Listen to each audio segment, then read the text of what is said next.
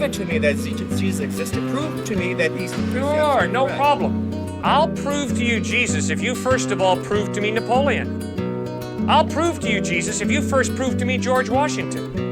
I'll prove to you Jesus if you first No, prove I to said me no. George Washington Don't Carver. prove the person's existence. I'm saying prove the ideas that the person talks about. Prove to me what there's a heaven that's up there. Prove to me that there's this truth that your God truly exists.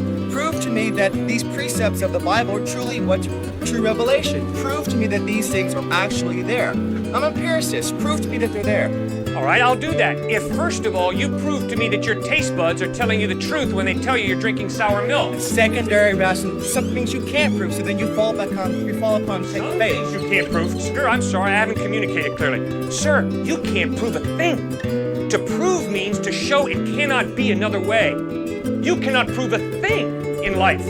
You as a thinking human being don't base your life on proof. You base your life on evidence. What does the evidence point to? And you follow the evidence. What can you prove in life? Prove to me we're having this conversation right now. You can't prove it. We might be dreaming. But the evidence is we're having this conversation. That's why I'm hanging in there with you. That's why you're hanging in there with me.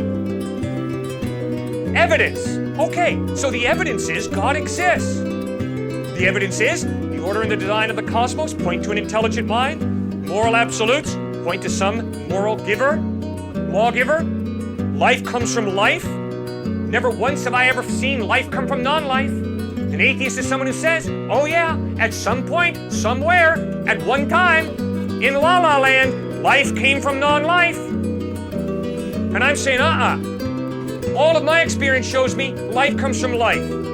Never once have I seen life come from non-life. Fourth piece of evidence, free will.